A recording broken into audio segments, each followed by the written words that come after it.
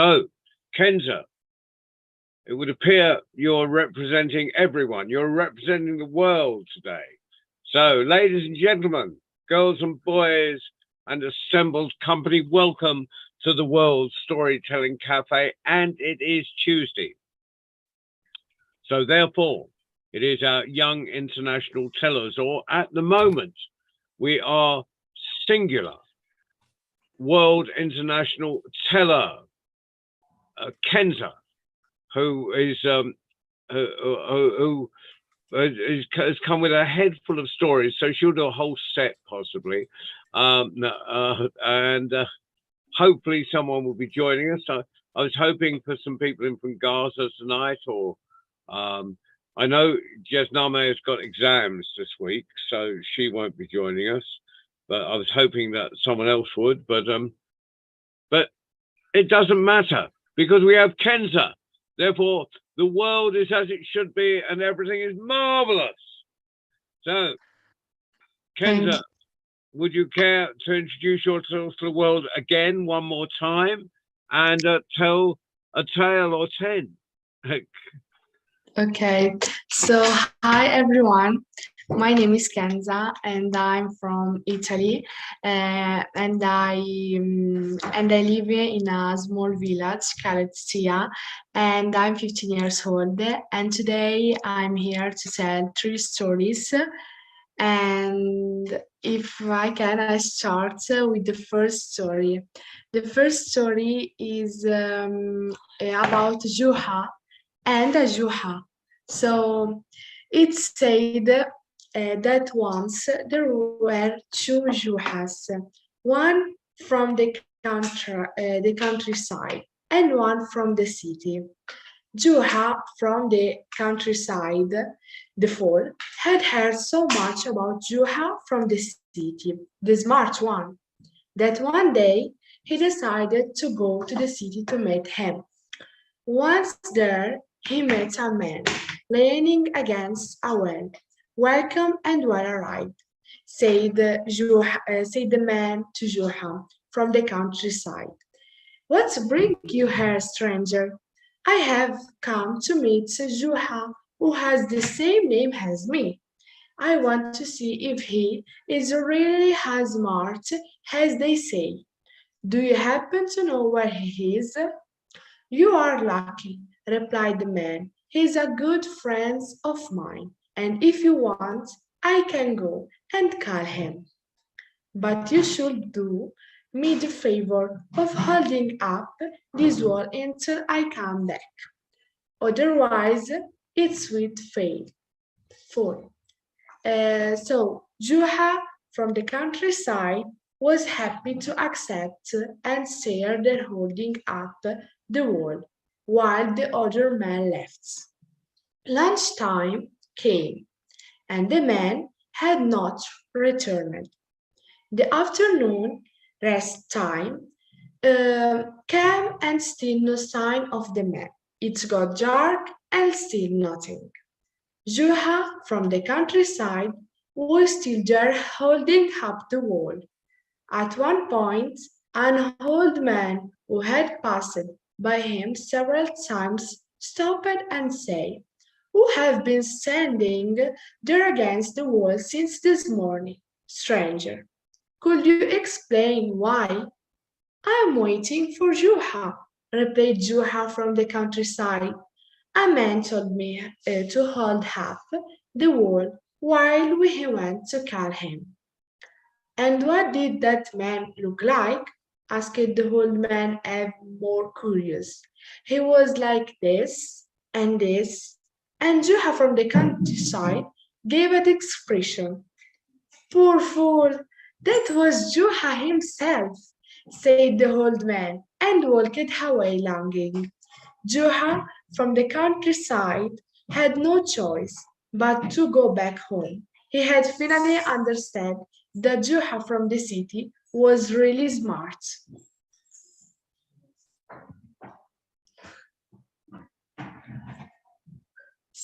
So this is the first story about Juha and Juha from the countryside and Juha from the city. So is the first, but I have another story of Juha, and it's called Juha and the Eggs. So one day, Juha decided to go and seek his fortune in a distant country. Before leaving his village, he borrowed a dozen hard boiled eggs from a merchant to feed on the journey. 7 years passed, and Juha returned home with a good pile of silver coins. The news of his arrival spread throughout the village and reached the ears of the merchant who had an outstanding credit with him. He went to Juha and asked him for 500 dinars in payment for the eggs purchased 7 years early. Juha refused to pay, and the matter was brought before the great Sultan Harun al-Rashid. On the appointed day, Juha showed up in the hearing room very late, and the debate only began in the late morning. The impatient Sultan asked the two litigants to explain their reason. The merchant spoke first. I asked Juha to pay me 500 dinars because from the 12 eggs which he bought on a credit, 12 chicks could have been born. These would have begun roster and hens and would have multiplied, giving rise to at least another 24 chicks. After 7 years, I would now have a hedged chicken coop. You are right, said the Sultan. May Allah, what you have we replay? What grants your long life? I had some boiled broad beans at home, and this morning I lingered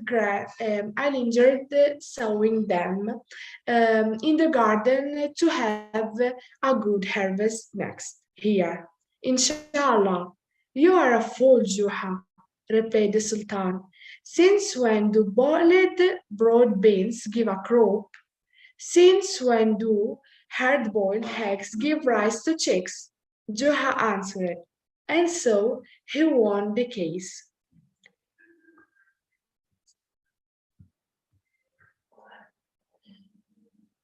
And finally, I tell a story. Then he tell me about my teacher Manuela. Is about another figure of the tell story. Is like similar Juha, but he had another name, and he's called Nasreddin. So this story is about Nasruddin and the party, and then initially I explained what for me this story mean. So one day Nasruddin went to a big dinner party. He has wearing old clothes, and when he came in, nobody looked at him, and nobody gave him a seat at the table. So Nasruddin went home, put on his best clothes, and then we went back to the party. The host at once got up and came to meet him. He took him to the best table, gave him a good seat, and offered him the best dishes. Nasruddin put his coat in the food and said, Eat, coat. The other guests were very surprised and said, What are you doing? Nasruddin answered, I was inviting my coat to eat. When I was wearing my old clothes, nobody looked at me or offered me food or drink. Then I went to home and came back in these clothes and gave you me the best food and drink. So give me these things for my clothes, not for myself. This story of Nasruddin highlights the superficiality of societal values and how people are often judged by their appearance rather than their true worth. Nasreddin's experience at the party illustrates how people can be treated differently based on their clothes, which is not a fair way to judge a person.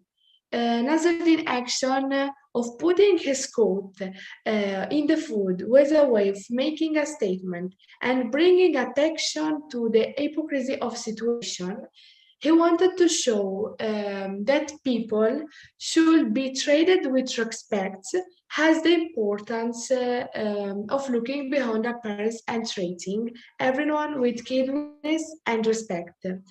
It reminds us that our action should be based on the merit of the person and not their external appearance or social status. Overall, this story serves as a reminder to not judge people based on their clothes or outward appearance and to treat everyone with kindness and respect. Kenza, that was a wonderful trio of stories. And I hadn't heard the first two. I'd heard the third one. But so you always bring new stories to the table that we haven't heard, which is great because and the fact that they come down from your grandmother to your mother to you and then to the world is a real treat for us. So and of course your telling just gets stronger and stronger every week. It is fantastic. Your telling now is absolutely fantastic. So I'll let Baba C echo what I've just said because he'll want to, and then we'll let Simona get a word in edgeways.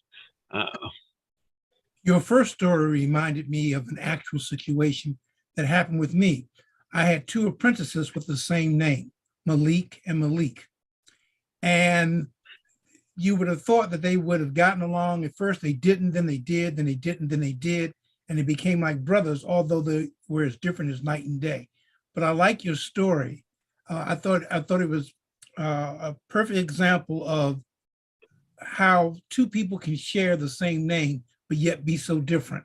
And I liked, but I still feel for the one from the country because he learned the hard way that the other one was very, very smart.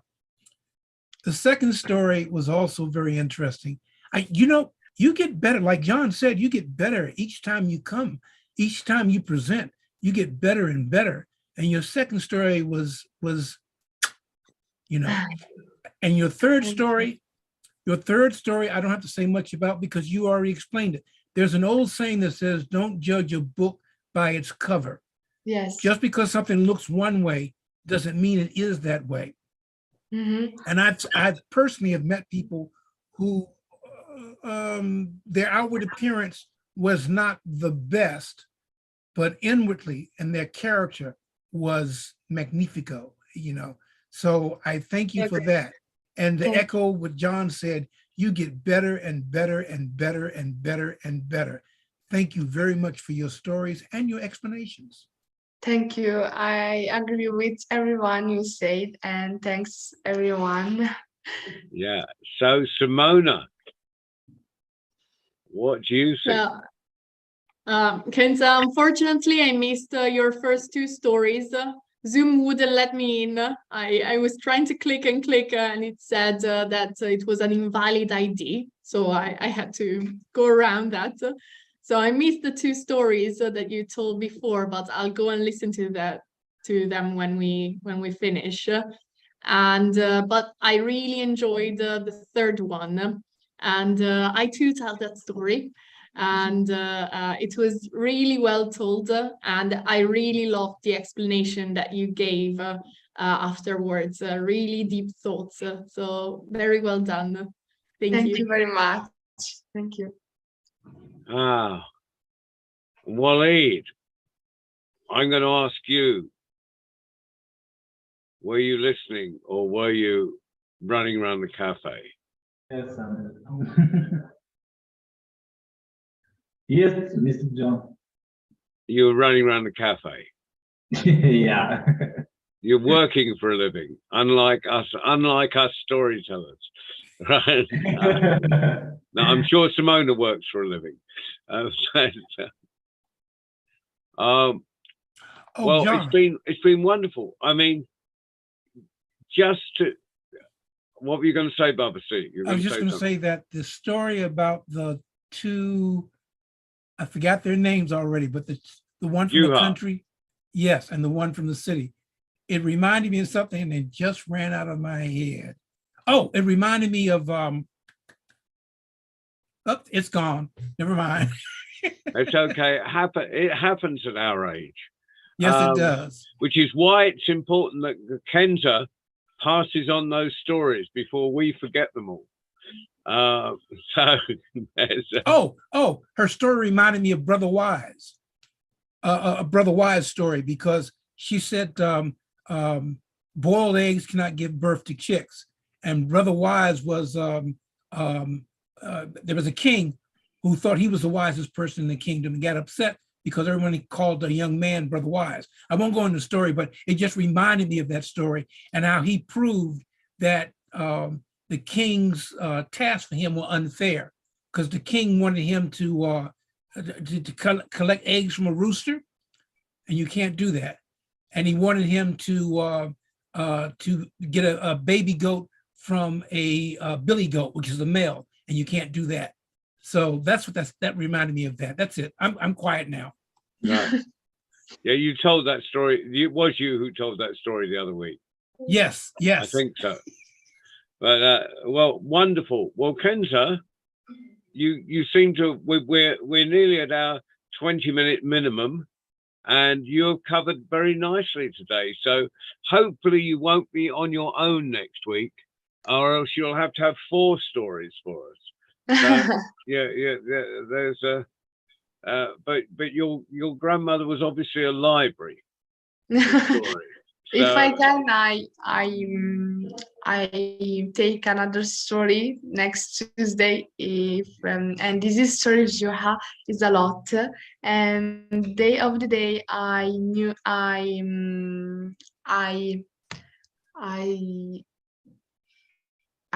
remember this story, and I come to share with us. I also think I'll translate them for you. But because they've been passed on literally on the oral tradition, there's a lot of those stories are not published anywhere. I mean, I've read a lot of Juha stories, and the ones you tell, I mean, the Nasruddin one I'd come across before, but most of the Juha stories I've never heard before. So it's obviously coming down through that oral tradition, and it's really important that they're written down, because I mean, I know you're passing on to us, but I mean, as you can tell, Baba C and I, our memories are somewhat challenged on occasions. So write them down. I mean,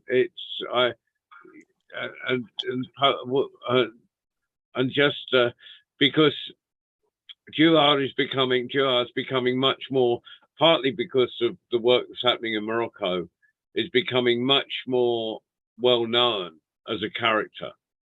Before it was either Hodjar or Nasruddin, but there was hundreds of those. But these Juha is a character all by himself and very Moroccan. So I think you need to write them down.